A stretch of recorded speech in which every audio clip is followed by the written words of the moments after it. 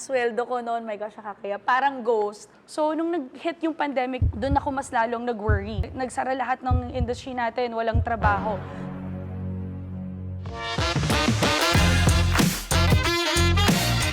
Ang mga Pinoy ay madiskarte. We're known to be resilient, and we all strive for a better future. Pero pag pera ang usapan, madalas tahimik na lang. Pero bakit kailangan ganun kung marami naman tayong pwedeng matutunan sa isa't isa? Wealth can mean many things. For some, it's peace of mind. For others, it's time, freedom, or legacy. But one thing's for sure, everyone deserves a shot at creating their own definition of wealth. You could do it alone, but you don't have to. Tara, bonding tayo ngayon. Dito, we will share with you a wealth of stories from our guests who've made bold moves to everyone like you who's just getting started. This is where real journeys meet real lessons. Samantalang maraming Pilipinong nagsasabi, saka na lang ako mag-i-invest. Tito Boy, pag may extra. Pero ang tanong, kailan nga ba nagkaka-extra? Kailan nga bang nagkakaroon tayo ng sobra-sobra? Habang hinihintay natin ang perfect time, tumataas ang bilihin, lumalaki ang gastos, at tumatanda tayo ng walang ipon. Pero today, kasama natin ang isang actress, host, entrepreneur, at certified TikTok seller na hindi naghintay. She made a smart move. Let's welcome Dianne Medina. Hi, Dianne. Hi, Tito Boy. Hello, mga kabonding. Hello. Maraming salamat at you found time to be with us today. Dianne, kilala ka sa TV, hosting, acting, and now as a mom and entrepreneur, as a wife to our friend Rojun. Pero paano nagsimula ang financial journey mo? So, I came from the entertainment industry as a TV actress, host. So, alam naman natin, Tito Boy, in that industry, it's very, very unstable. Lahat unstable, and the competition inside is really cutthroat. So, during that time, I was always cast as kaibigan ng bida or kontrabida, friend. So, na-realize ko noon, ang stable nung trabaho kung nasan ako. I even lost my mom at a very young age. So, during that time, I knew I had to work harder, I had to invest and, you know, save more. So, doon ko na-realize yung importance na kailangan mo talaga nag-iipon, lalo na sa industry natin, because it's a project-basis kind of work. Hindi palaging may trabaho. Minsan meron, minsan wala. Sabi ko nga, cutthroat competition, magugulat ka na lang, marami na ng bago, hindi ka na nabibigyan ng project. And I'm not getting any younger. So, I need to have a fallback.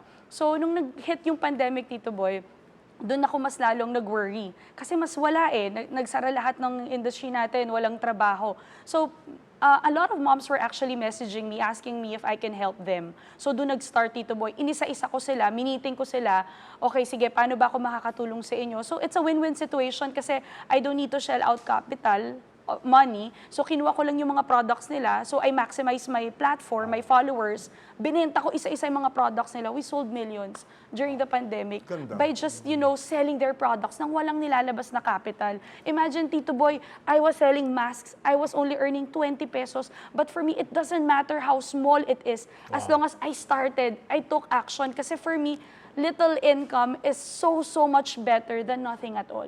Okay, 20 pesos, but there's a point that you earned 10 million in 3 hours. In live selling. In live selling. Yes. Pero napakaganda nun eh, kasi community effort pa, di ba? Yes. I like the idea of engaging. Halimbawa, yung mga moms na pumunta sa'yo.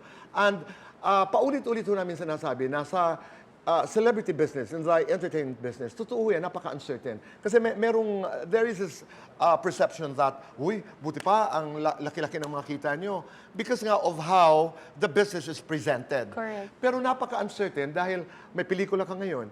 When is the next film? Yes. Alam niyo ho ba na pag gumagawa ho kayo ng teleserye, hindi ka naman pwedeng i-cast sa next teleserye.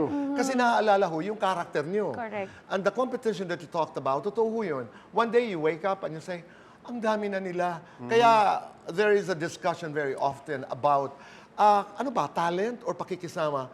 Minsan, alam mo, Randall, sa aming negosyo, kailangan marunong ka makisama. Dahil, you know, when casting happens, people would say, she's talented, but attitude-wise. I don't know if he can manage. He is talented. Doon na tayo sa medyo, yung ganon. you used another word which is very very familiar to us, cutthroat. Si Sam ang husay mag-host pero may isang si Boy Abunda mahal-mahal pa niyan. Di ba? So we don't know what's gonna happen. So pinapaliwanag ko lamang kung bakit madalas naming nasasabi na napaka-uncertain ng ating trabaho. We're not complaining. We're blessed with a business that entertains people and has given us good lives, but It's the way it is. medyo hindi madali ho. But anyway, mula sa pag-aartista hanggang online selling, ngayon investor, kumusta yung journey na yon? Kasi Tito Boy, for me, investing is really important because you want to be able to let your money work for you. Kasi nga sabi ko nga, you're not getting any younger, mas maraming mga bata sa'yo, and hindi ka forever malakas. Isang mali lang, let's say for example, magkaroon ka lang ng health problem, it will totally deplete your account. Like what happened with my mom, she was diagnosed with breast cancer. So nakita ko kung paano yung nangyari sa mommy ko. So parang in a way na trauma ako, tapos parang sinabi ko sa sarili ko na, okay, I will work hard, I will save, and I will invest wisely. So ngayon, investor ako, sabi ko nga, dahil kahit malaki yung kita mo, kailangan mag-isip ka long term. Lalo na ngayon, Tito Boy, I have family, I have 2 kids. So mas important na dapat I'm securing and building their future ngayon pa lang through investment. Dito pumapasok yung bonds on PDAX. Correct. Di ba? I was with your husband the other day, and it also helps, and this comes from the bottom of my heart, it also helps that you have somebody who totally trusts you, who totally supports you, and you are a team together. Ngayon ko lang, pinakikinggan kita, sabi ko, because I had a short conversation with Rojun, it's gonna work. Kasi you're aligned eh. Ang ganda. Pero ngayon na nanay ka na, mami ka na, paano nagbago ang priorities mo financially?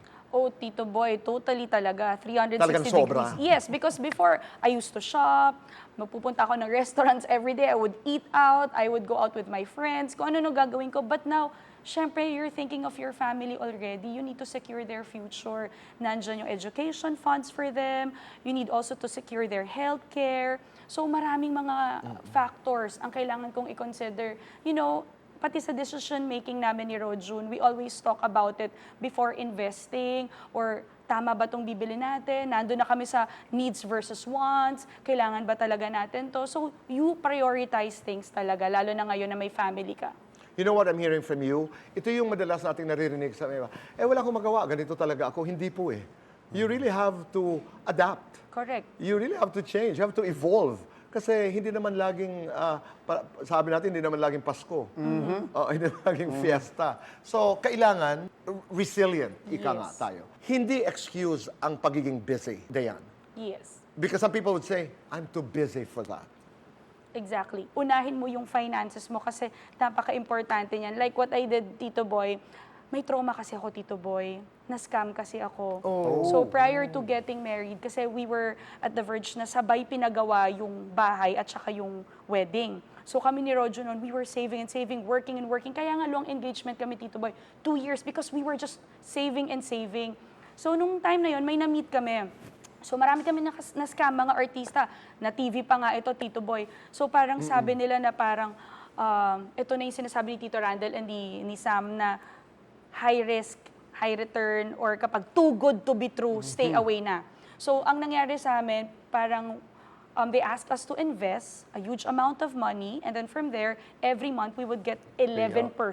Wow. So on top of the principal amount. So ang laki niya. So parang kami, uy, okay, malaking tulong to sa house. Kasi construction, mabigat din At talaga saka dalawang sinabay. pinagsasabay, kasal at saka Yes. ang So bahay. doon ako na-trauma, Tito Boy. Kaya when I came across bonds on PDAX, natuwa ako kasi it's very safe and stable because government-backed, very low risk, very conservative, and yun ang nagustuhan ko sa kanya, and it's accessible. You don't need to go to the bank. Aminin natin, Tito Boy, marami sa atin dyan na i-intimidate. Bangko, mag-o-open ng account, ay, mahal yan eh, wala akong pera. This one, you don't need to go to the bank, no long lines. You just control it via the app. And for as low as 500 pesos, meron ka ng investment para you let your money work for you. And that's really important. And of course, for me, it's also as diversification because I don't put my eggs in one basket. So you can actually invest on bank, pwedeng gold, pwede ka mag-invest sa properties. Etong bonds kasi, Tito Boy, to be honest, hindi ako as knowledgeable as Tito Randall here about mga stocks and all. Pero yung bonds kasi, mas madali ko siyang naintindihan. And it isn't just for big investors, it's for everybody. Kasi nga, 500 pesos lang siya. So yung bonds actually balance my portfolio. So less stress ako kapag may mga market ups and downs. Like what Sam said a while ago. So yun yung worry ko, Tito Ulitin Boy. lamang natin para mas maunawaan. Bakit pinili mo ang bonds para sa yung financial strategy? Siguro, Tito Boy, because yung trauma na naramdaman ko dati eh. There's so much fear na talaga na, paano pag nawala hard-earned money? Tito Boy, hindi biro mag-live sell ng 3 hours. It entails a lot of sacrifice, dedication, and commitment. Minsan nakakayak pa kasi talagang pagod, puyat, and also isipin mo kung nawala yung hard-earned money mo just because of that too good to be true investment. So with bonds on PDAX, dito nakikita mo yung pera mo, at least kahit papano low risk, lumalago, safe. Kaya mas gusto ko siya kasi Tito Boy dahil fixed yung rate niya. So hindi ako kakabahan. Di ba? Nakita ko to bata pa now. She speaks with so much wisdom. Di ba? But let's do fast talk. Ayan na. Kaya na. Ayan na. Ito gusto ko to. Hinihintay ko to. Diane, first investment. Insurance. Stocks or bonds? Bonds, of course, low risk. Save or spend? Save and then spend. Work-life balance. Yan, It's tama, really tama, important. Tama naman. Oo. Maganda yon. Biggest money mistake? Yung nagsha-shopping ako ng unlimited and want asawa. Financial goal before 40? Education plan for the kids. Money tip that you swear by? Do not spend more than what you earn, and it doesn't matter how much you earn, but how much you save. And even if it's on sale, as long as you don't need it, it's still expensive. Dancer o singer? Dancer. TikTok o Facebook? Both. Pareho, no? Anyway, meron tayong mga katanungan mula sa ating mga kabanding at nais nilang itanong sa iyo, Diane. Narito ang una mula kay Lance. Miss Diane, paano mo na-manage ang finances mo nung nagsisimula ka sa showbiz? My gosh, Tito Boy, ang sweldo ko noon, my gosh, nakakaya, parang ghost, dumadaan lang. Pero napansin ko, nung dumadami na talaga yung kita ko, parang wala akong natatabi. Nako, common yan, Diane. Yan yung tinatawag natin lifestyle creep or lifestyle inflation. Tumataas sa income, pero grabe yung lifestyle na bibili. Pero Tito Randall, don't worry, Tito Boy, kasi Sam, natuto rin naman ako. So I learned my lesson, I started saving and then investing. So bonds on PDAX para sa akin talaga, Tito Boy, ang sobrang okay because it's low risk. For as low as 500 pesos lang, nako, mas mura pa sa isang lipstick, you can already invest. Mula naman kay Ronnie. Miss Diane, okay lang ba mag-invest kahit mami na ako at may anak na? Kami ni Daddy Rojun, as mag-asawa, very open talaga kami pagdating sa pera. Pinag-uusapan talaga namin yan. Kayo ba, kinakausap kayo ng inyong mga asawa? Arayin nga lang pinag-uusapan namin. Itong buti nga, A good pinag-uusap. idea yan. Hindi, Open dapat- communication is very good. Dapat talaga pinag-uusapan. I was listening to this podcast before. Sabi nga nila, as a couple, your first baby would be your money, your savings, no? Then yung Alagaan. una yung aalagaan at papalakihin. Agree. Makes a lot of sense. Mula naman kay Pam, paano mo pinipigilan sarili mo sa online shopping, lalo na pag may sale? Alam ko Ayan. ginagawa niya, siya yung nagbibenta. Siya nagbibenta. Ako ang Kaya ayaw na nangbubudol. nagbibenta eh. Yes, Kaya ako ang siya- kikita. Kaya siya yung kumikita eh. Hindi, I think tulad nila Sam and of course ni Tito Randall, important talaga, control mo yung budol mo talaga. You just need discipline talaga. You have to be, Control. you have to recognize that, na may budol system Yes. Yun nga, talaga. Tito Boy, if it's on sale, even if you don't need it, it's still expensive. Tsaka, Tito Boy, ako, work-life balance lang din. Kasi binless tayo ni Lord ng trabaho and all. Sometimes you reward yourself, but Right. don't go overboard. Saka minsan, I think lang, correct me if I'm wrong, minsan, yun nga, pag let's say, buong barkada tayo, di ba? Uy, may ganyang bag si ganito.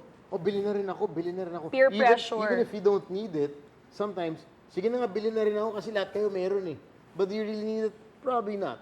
So minsan, yung Right. budol na gagaling sa family and friends. So minsan, it's good to just hold yourself together Right. and just look at do you really need it, di ba, at this point? Ako naman, may kaibigan ako, panlaban niya sa budol, dala-dala niya lagi yung litrato ng kanyang 3 anak. Oh, okay. Pag natetempt daw siya bumili, halimbawa, something that's expensive, pero nasa gitna, kailangan ko, pero hindi ko naman masyadong kailangan.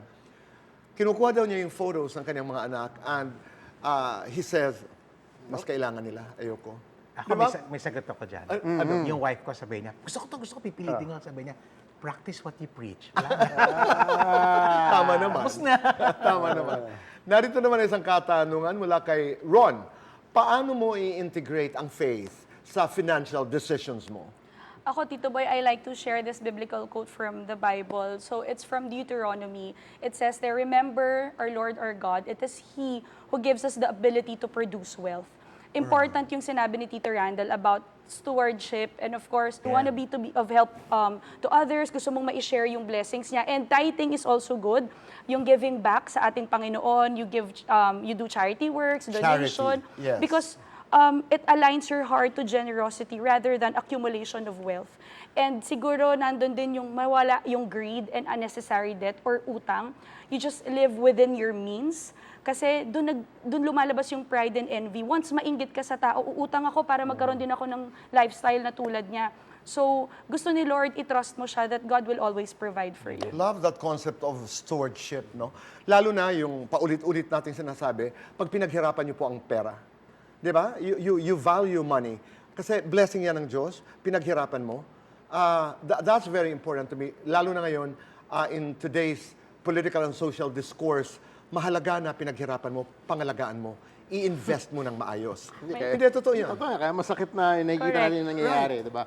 If you Without having to go into details, really. It hurts when you know that something was or your money was misused. It hurts because it's personal. For Yes. you worked for it. You had sleepless nights, di ba? You properly invested. So of course it's very personal, di ba? Oo. At pangalagaan mo. Kasi in the end, I mean, building on that point, magkano talagang pera naman talaga ang madadala mo sa libingan mo? Correct. Wala. Di ba? I mean, that's a question. So, kung ano ang blessing ng Panginoong Diyos, alagaan mo. I'm learning that today. Yeah. I'm really learning that today. Diane, ano ang message mo naman sa ating mga kababayan na gustong ayusin ang kanilang financial future?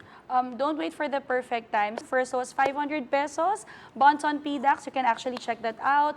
Meron silang app. You don't need to go to the bank anymore. No long lines. And make the smart move. If you're a mom like me, investing is one of the best gifts you can actually give your family. Napakaganda. Maraming salamat, Diane. Hindi mo kailangan ng milyon para magsimula. Kailangan mo lamang ng diskarte, konting tawa, at tamang puso. Kaibigan, maraming salamat. At kita-kita tayo muli dito lamang sa Kabanding! To make your next money move, download PDAX to access bonds on PDAX.